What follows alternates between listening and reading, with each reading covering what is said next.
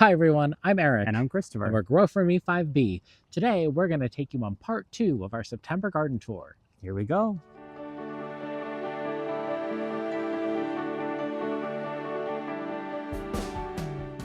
Well, thank you for joining us for part 2 of our September garden tour. We're starting at the front of the house. Right here in our containers, we have removed the Blue Point junipers and we've pulled those annuals. What was previously in here was Rockin' Deep Purple Salvia and Supertunia Vista Jazzberry. And we've replaced it with a variety of pink mums, purple fountain grass, ornamental kale, pansies, and some ornamental peppers. To my right is Gabriel Oak, a David Austin rose. The scent is incredible. You can smell this rose anytime you get out of your car. There's 2 of them planted, and they just create this beautiful flush. More of that blue floss flower ageratum underneath. Winter gem boxwood. And Walker's Low catmint. But yeah, this is just a beautiful rose. Right behind Christopher is our Jane magnolia tree. So this was one of the things that was originally planted in our landscape package, and we're kind of working on pruning it up into a beautiful vase shape to get more of a tree form.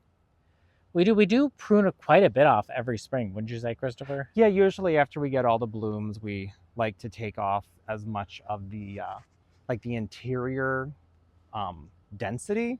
Yeah. It almost looks like we might need to make it into a 3 trunk from the ground tree. Yeah, I can see this whole trunk coming out and that center trunk coming out probably. Yeah, just to give it kind of a more organized look. And also, the sprinkler head is on the driveway side, and the grass in this area right here can suffer sometimes when the magnolia is too dense.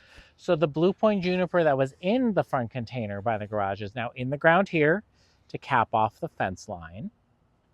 And then over here is a grouping of Firelight Tidbit hydrangeas. These are at their max size, I would say. Beautiful flowers that turn pink from the bottom up. You can see we did have some that bloomed earlier that it got burned in that heat wave we referenced in the last video. Oh, there's that deep magenta color right here on this spot. Yeah, those are amazing hydrangeas. Firelight Tidbit for the win. It's as big as they get. This is a piglet grass. Super cute. Weeping Norway spruce right here.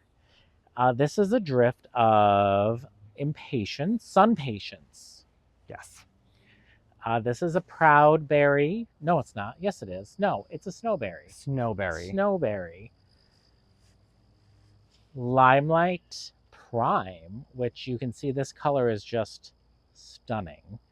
So Limelight Prime is an improved version of the Limelight hydrangea. This is a little bit smaller. The stems are supposed to be sturdier and stay more upright, but as you can see, we're not seeing that in this specimen. But yeah, they're just beautiful color. And really behind that is our Shiloh Splash River Birch. Just gorgeous. This already is starting, the leaves are already starting to drop. I can't wait to see what this does next year. You can see that it's not that it needs to be staked up. It just gets a really cool shape to it. Yeah, it gets very whimsical, which I love. I love a whimsy. There's a tiny sprinter boxwood under there. This is a Deutzia. I can't remember the exact variety. Yuki Snowflake. Okay. A drift of anemones, and we just recently divided and transplanted some new ones behind it to kind of fill in that gap. So they look a little sparse in the back, but that's because they were just planted last weekend.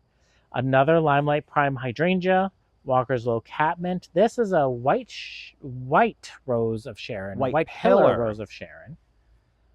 I find that this bloom is the clearest white. It reminds me of those really pretty white tulips that come out that are just like clear, perfect white. Yes. Forsythia. Traditional like weekend forsythia, I think it's called. Yes, I believe it was called the weekend forsythia. And to my right is one of my absolute favorite trees on our property.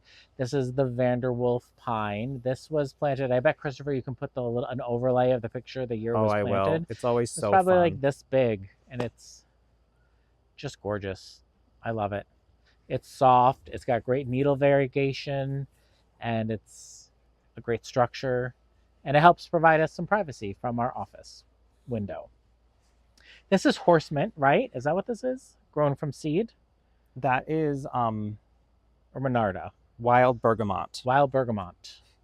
And then our neighbors are getting pizza delivered, which makes me really want to order pizza for Oh, dinner. that's a good idea. Yeah. Right here on this trellis is Claire Austin. Claire Austin's very small right now, but she's going to get there. She was just planted last year.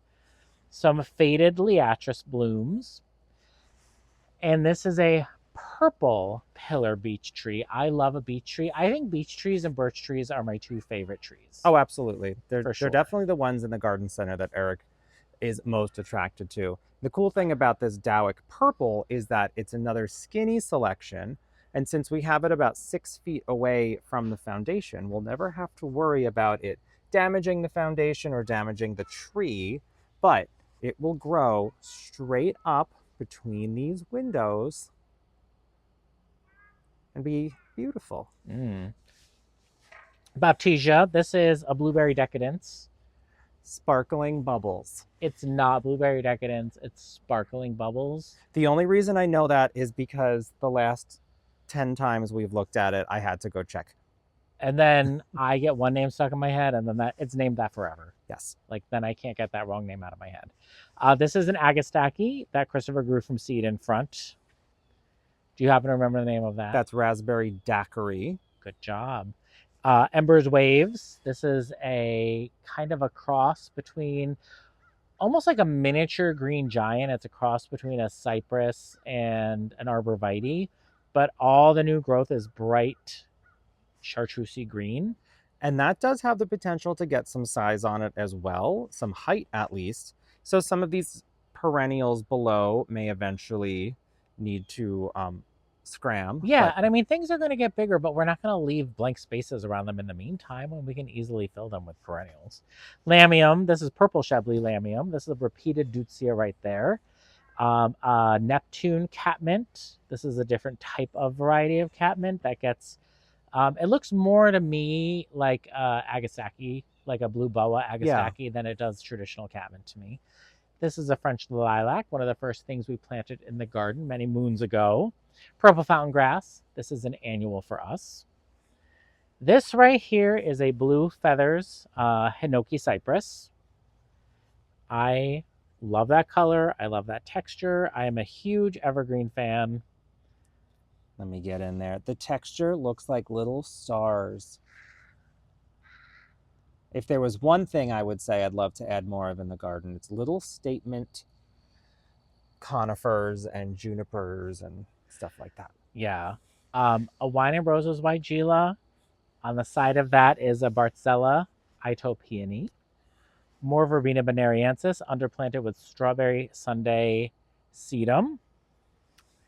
This is a coral bell. I want to say it's like dressed up wedding gown, dressed up ball gown, dressed up evening gown. Evening gown. We're dressed up and we're in a gown, and we're here in the garden. There is a gown. Yes. Emily Bronte Rose, which is leaning very far forward. If you saw our last video where we battled that Thunbergia, that lemon appeal Thunbergia has been removed. We've cut off some of the Emily Bronte Rose that was entangled with it. It has been pushed forward, some of it. So we'll figure this out. It's a little bit of a fallen over mess right now, but we'll get there. We'll get there. Morning Light Miscanthus in the back there. There's still a Thunbergia bloom. Are you Looking fresh. It's still blooming? Which I don't understand how it looks so fresh considering it has no roots. Huh. But yeah, that's the lemon appeal Thunbergia that took over this corner. Parkland Pillar Birch Tree. Red Twig Dogwood. Morgomfrina. Tucked in back there, Christopher, I don't know if you can see, is Wildberry Heuchera. Oh, yeah. Which I actually really like that one. I like that one, you know, because it's got a matte finish to it. There's something matte about the leaves. Yes. And right here is Carolina Sweetheart Red Bud, just planted in the spring. This was my birthday present. We contacted the salesman, and he said that I would get that variegation as when it got older. So hopefully that is accurate, because I love the It's look a of that. really I good love this tree. one too, but you know. But Christopher, come on up here and we'll start right at the top of the Limelight hydrangea hedge.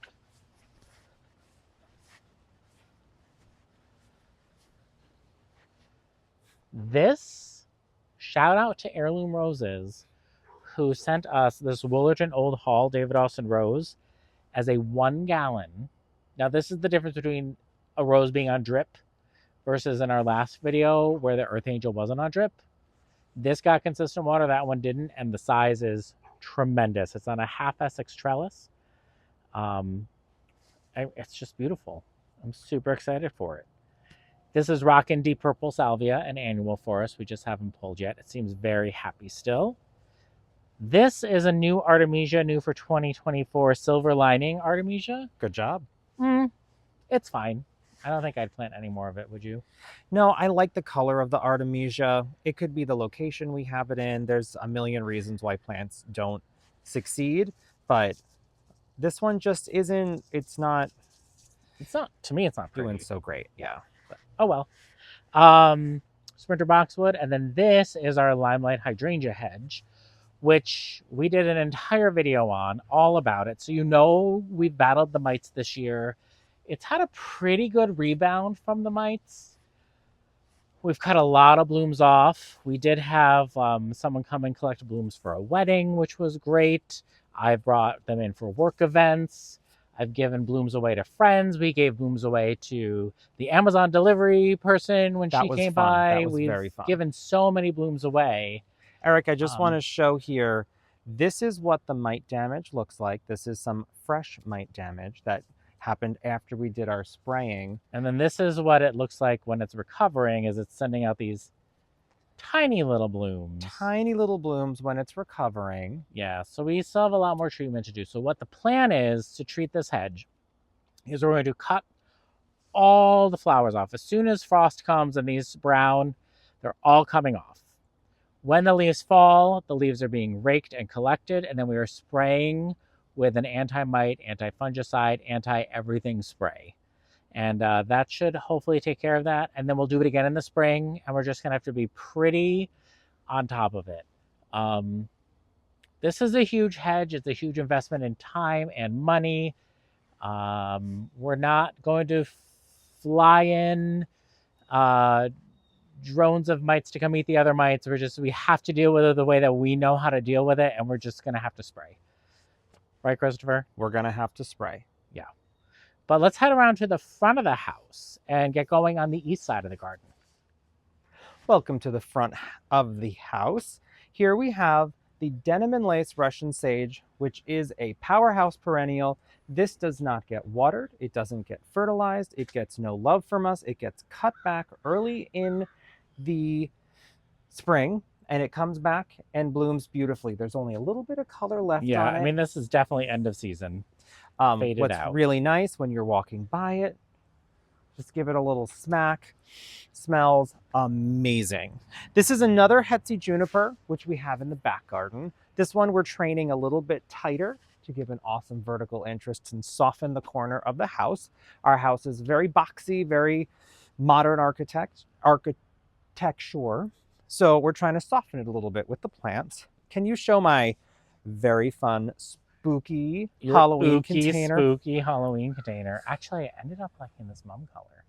There's 2 orange mums, which is the opposite of any color we've ever done for our planting. I did a little wire vine in here and a black pearl heuchera, as well as some branches that we cut off that Diana contorted larch in the back. The reason we love this so much is it holds on to these little cones and it keeps little tufts of the needles on the ends. This is a fun little container.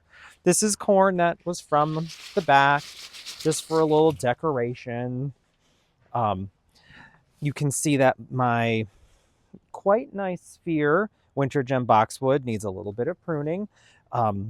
I always hesitate to prune in the fall just because I don't want that fresh growth to get the frost, and then we end up with tip burn and dieback and all that. So I'll probably just clean them a little bit to keep them tidy. This is a group of 4 wee white hydrangeas. These do wonderful for us. These are probably their maximum size.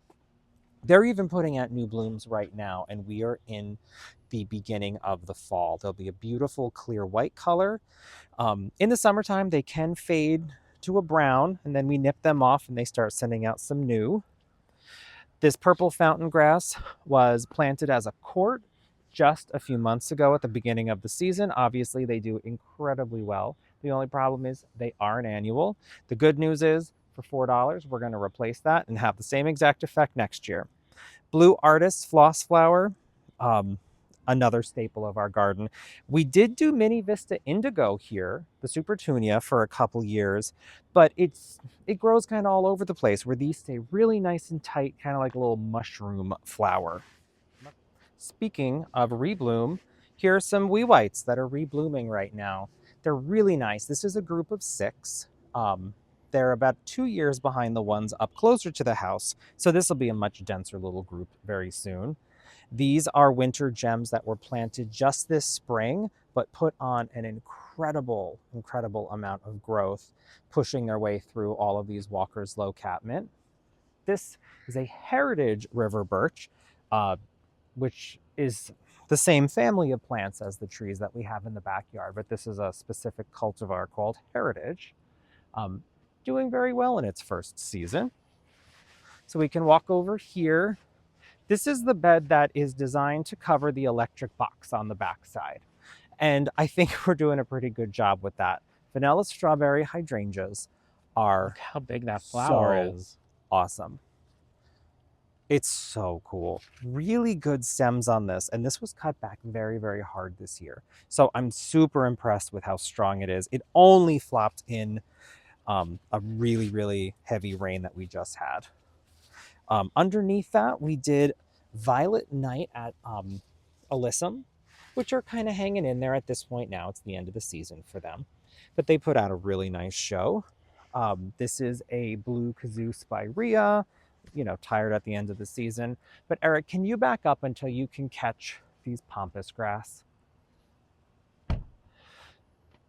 This is the pampas grass that I thought said dwarf, but that's not a dwarf. That's a really big grass. This is only its second season in the ground. I cannot wait to cut these and see what I can do with them for decorating, because they're really cool. This is Olympia, a clematis from the Fine Garden Center, Trader Joe's. You get your hellebores there every year, and now you can get clematis too. This is such a great little color. Another Hetzi juniper that did suffer last winter. It lost its leader, so it'll be interesting to see which one of these many in a stems. nice storm, it kind of like bent that to the ground and snapped it right off. Yeah. Another piece of real life gardening. This is a Firelight Tibbet. We transplanted this in a video, and then we had that huge heat wave, and you can see it's bouncing back. Like there's new growth on it, but I cut it back. But yeah, there's new growth on every stem, so it is surviving. But yeah, it had a rough transplant. It had a rough transplant. This is just another spilled wine. Looks great to add some dark foliage in there. This is a, Thin Man. Thin Man. Why did I want to call it the Tin Man? Thin Man arborvitae. This is another product that comes from Full Speed a Hedge, which is a really great website to check out if you're looking to have an instant hedge of something skinny like this. Or I think they have the American arborvitae that gets a little bit fuller. That was that big hedge we saw at Spring Meadow, Eric. Just a huge wall of color. Spring Grove arborvitae. This will get some really good size as well. I'm looking forward to this filling out to give a little bit more privacy to the yard. This has only been in since the springtime, and it's put on probably 2 feet. Yeah. All right, come on over here to the front.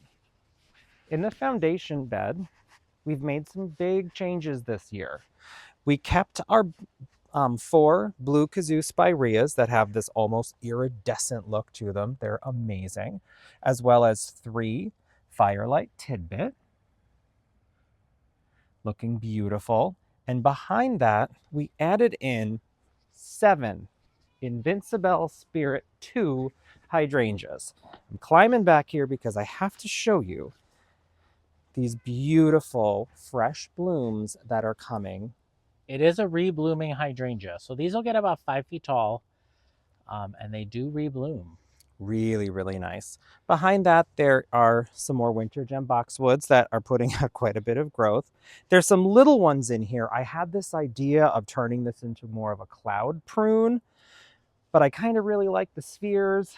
I'm not sure. I think we should take these 3 winter gems and add them to the edge of the hydrangea room. Done. The hydrangea room, which we're not showing you because you don't know that exists yet. Well, it doesn't exist yet. It doesn't exist yet. It's coming. Underneath this big, huge tree is another spilled wine weigela, but the big tree is a fantastic, beautiful tricolor European beech. We've had it here since a couple weeks after we moved in. It has fantastic dark purple, pink, and white variegation. When they first appear, all the leaves do. In this case, it did have a little bit of damage from some insects, and it set it back pretty hard this year. Yeah, we had some caterpillars in the spring on it. Yeah, so not sure what that was all about. It was the first time. I guess as our garden grows, we're going to have more nature involved. It does prefer, as a tree, to be in a little bit of afternoon shade or a little dappled shade as an understory tree. In our case, it is the southern corner of our house with 100% sun all day. So we know every year we're going to get to a part where there's a little crisp on the leaves. But yeah, I think we were kind of misled by the man who was helping us at the landscaping place. Unfortunately. But that's okay. It's beautiful. And even if it was green, even if it was dark leaved, we'd love it. So we have 4 Vanessa Bell David Austin roses underneath it. It's definitely our most prolific bloomer. Right now it's pretty much done with its bloom, but the smell is incredible, the shape is incredible, the leaves are always so healthy, and the new ones come out a little chartreuse, then they get sort of dark and shiny with little ridges on the edges. Another winter gem boxwood here. And before we keep going there, I just want to show where the other Blue Point juniper went. Right here on our other corner of our fence. Don't look at those hydrangeas. You're not seeing anything. Down here is some moss that has gotten a little weedy. I know. How do you get the grass and the weeds out of the moss? Without wrecking the moss. That's what I don't understand. Someone in the comments tell us what to do with this moss. I mean, we want to weed the moss, but we can't weed the moss because it rips up the moss. I know. Roseanne geranium down here. These were divided early in the summertime, and they did so much better after being divided underneath the Gatsby pink hydrangea, which of course the blooms are all on the dry side now, but we're waiting on the incredible fall foliage to kick in. So like Christopher said, this is the Gatsby pink oak leaf hydrangea. Blooms on old wood, so the only thing we're going to do is come in, and Christopher, if you can come closer, we're just going to cut the blooms off right underneath the bloom because next year's blooms are already in there. See them? Oh, there's the little node. Yeah. This right here is an out of control teasing Georgia rose. We definitely let it get wild. And I think we're going to need a bigger trellis. It's 10 feet tall. Yeah. Do we need another Jardin tower for this? Honestly, I think we probably do need another Jardin tower. And we could put a clematis on it too. Yes. And let them grow together. Yeah. Underplanted with a Let's Dance Sky View, new for 2024. This is an improved big leaf hydrangea that reblooms. And has more bud hardiness. Yeah, bud hardiness, and it can go either pink or blue. Sprinter boxwood tucked in there. And then we also have right here, Checkmark Trilogy Weigela. So this has a beautiful pink, white, and red bloom in the spring. Apple Brandy Coleus, which we planted here for a pop of red foliage in the garden. Behind that is a columnar Scotch pine. That is full width right there. It's going to get about 12 feet tall, so it's going to touch that window, ideally, to cover up this vast amount of siding. This right here is a Lime Ricky hydrangea. Great color on which that. I love. Again, it's another lime-colored hydrangea. That maintains the lime color when the bloom fades. Brandywine viburnum, you can see we have our berries from our brandywine viburnum, and they are starting to do the blue and pink thing that they do. So cool. I Glossy know. foliage. This also will have a fantastic fall color. It will. Underplanted with spearmint, coral bells. This right here is light o'day hydrangea. We didn't get any blooms this year. It is supposed to be a rebloomer and bloom on new wood as well as old wood, but I don't know. We missed out on that. But when it does bloom, it is purpley blue, lace cap style blooms. Beautiful. To my left is our Royal Frost Birch. Keeping that little corner behind you out of the view. Well, yes, we have that. That's coming. And then here is a Hinoki Cypress and Limelight Prime. And, ooh, I got something down the back of my shirt from the birch leaf. Here's a tricolor willow, which Christopher's pollarded up from the bottom. So, Christopher, you can get up and underneath. You can talk a little bit about your process for that. So what I do is I find a stem, or I found some stems that were really strong initially, and I just cut all of the branches off at that exact point. And now, over time, it's kind of turning into little lollipops. But they have really cool trunks that are getting really thick, and I'll be going in soon to adjust it. I think I want to make, where's my finger? This one a little taller, and then I'm going to thin them out a little bit because this area is the shadiest area we've got going so far, but everything in it did so well. I think it'd be okay if I lightened the canopy above. Oh, yeah. And underneath there is a mix of hellebores and hostas and brunnera and coleus and virginia. And what else is back there? Astilbes, ferns even back there. It's busy. Yeah, but I love that mix underneath there. Another sprinter boxwood. These are Invincible Ruby hydrangeas that are reblooming. So all of the Invincible series, if you deadhead that first flush, they will rebloom with a vengeance. These I did not deadhead, but they are still reblooming. They are. They're pushing that nice new growth right above those old blooms. Yeah, underplanted with some dressed up evening dressed up ball gown. Yes. And pistachio ambrosia. Yes. Coral bells. This is a Winecraft Gold smoke bush. Look how big that is. It's supposed to be 4 to 6 feet tall and wide. I'm 6 feet tall, so we know it gets a little bit bigger. Well, instead of 4 to 6 feet tall and wide, it just got 10 feet tall. That's right. Pink Shubbly Lamium. This is the dark side of the moon, Astilbe. Peony. This right here is Aphrodite Sweet Shrub, which is a huge growing shrub. I mean, and look at the size of the leaves. They're amazing. Tremendous. It's such great structure in your garden. If you haven't considered one of these, go for it. These are the Invincible Spirit 2 hydrangeas. Behind it is Quickfire hydrangea. Here's the rebloom on the Invincible Spirit 2. I did not deadhead these, but they still managed to rebloom. And that brings us to our Bobo hydrangeas, columnar juniper, and back to our Gothic arch. And to my left, Eastern Redbud, Sprinter Boxwood, some Asian Garden Celosia, an urn repeating the Asparagus Fern, Unplugged So Blue, and Tropical Sunrise Coral Bells, Winecraft Black Smoke Bush, love this foliage, Peachberry Ice Coral Bells, and on our trellis is the Kinsley Ghost Honeysuckle. And then this way here is the start of our hydrangea room. We have it dug out. The sod has been removed. The shrubs are placed. We're just kind of fine-tuning some things, and then we'll share that in another video with you. I'm super excited. It's even prettier than I thought it would be. So, yeah. An area of our garden that probably has had the most dramatic transformation since we built the house 5 years ago would be the berm. As Eric's panning across, you can see it's become this explosion of textures and different things going on. And I'm going to pop up on the screen a little bit of the progression of what this area looked like. So we are very, very proud of it. There was a lot of hand digging. We never had a single piece of machinery on this berm other than us and some shovels.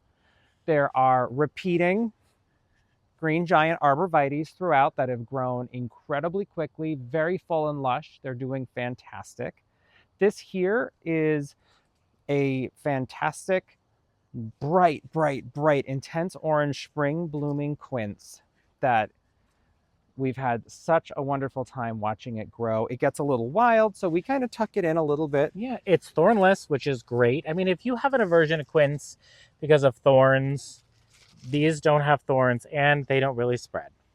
And So this is, again, not a flower. This is potentially the tallest weed I have ever seen. That's fantastic. Whew. All right, so here we have a velvet cloak smoke bush. This is really cool. It has a nice habit, really dark leaves. It got some of the smoky blooms this year. It's definitely in competition with this river birch. this river birch needs a good cleaning, though. I mean, we have to really limit up, clean it up a little bit. Yeah, it just needs some help. Yeah. Down here is a sea green juniper. This got transplanted a few times. It was one of the original plants from our foundation bed that we chose to move out because it wasn't what we wanted there, and it's doing quite well. Behind that, some switchgrass. Here we have the last blooms of the orchid satin rose of Sharon from Proven Winners. The first rose of Sharon we picked up. I love this one. It's got the like kind of lavender color and the dark ruby throat. This gets tons of pollinator action. It does, but it's also a favorite of the Japanese beetle, so you will see a lot of leaf damage on it. This is, oh goodness, now you're gonna get me started. Raspberry Rush. No, it's Hot Buzz. Hot Buzz. Hot Buzz something butterfly bush. We bought this as a 4-inch little can at a tiny nursery. Didn't give it a second thought. This is a wetter area of the garden, but this has come back reliably 3 years in a row, and it gets covered in beautiful blooms. Right now, of course, it's also, you know, past it's the a funny season. story. There was a praying mantis right here, just waiting for the butterflies to come, and then it would eat the butterflies. Oh, I didn't realize that. Yeah, I feel like that was kind of genius. Repeating the Blackhawks black stem. We just put in some of our newly divided serendipity alliums here. This is an instant karma elderberry. I love the foliage. I don't know if this is going to work out for us. It's not an attractive plant in our garden. I mean, it's just, I don't know. It does Ooh, it does get eaten a lot by the groundhog. Part of me is tempted to just leave it so that the ground, you know, as like a groundhog food source, so that it doesn't go watch after the other tree things. behind you. So that it doesn't go after other things. That's true. The thing is, now that I'm seeing more of the Blackhawks grass and seeing this dark foliage, something really dark right here. Something dark there could would be pretty beautiful. This is a morning light miscanthus. Well, can we point out the catalpa? Oh, that catalpa, $5. It's a native around here. We see them growing like weeds. They have like 15-inch long beans that hang off of them once they bloom. It's just fun, and we stuck it up there, and it's doing great. So that can do all it wants. And let's talk about this tree I almost stepped on. Yeah, so this is a Princeton Century ginkgo that we unstaked it, we restaked it, and we unstaked it again, and then we restaked it. And then I think one of the things broke. Then one of the stakes broke on us. This tree's been through the ringer this year. I'm really hoping that we have a more delicate spring for it, because it does put out a lot of growth in a season. And I've seen these trees 20 feet tall, and they're so beautiful. So and this is starting to turn its fall color of yellow. You can see it's starting, really, the green is starting to turn. That was actually that was on purpose, because the tupelo is right here, and then we have the yellow, so we'd have a little layering action. Let's see what we got going on over here. This is another boxwood. There's a trio of boxwoods on the berm that we picked up at Costco. Winter green, I believe. Korean. Yes. This has, I find that the morning light miscanthus puts out its plumes the latest of any of the grasses in our garden, but when it does, they are really tall and really, really beautiful. Going across here, we have double play, Big Bang, really big, vibrant pink flowers on this spirea. Below that's a little mugo pine. Definitely too wet here. This one hasn't done as well as some of our others, so that'll probably need a bit of a transplant. We have a red obelisk beech. This is a really, really cool tree. It stays pretty narrow, about 5 to 6 feet wide, and it will shoot up to 40 feet.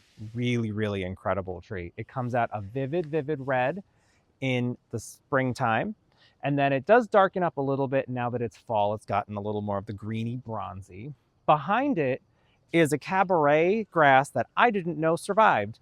And here it is. It has big, strappy, variegated leaves on it.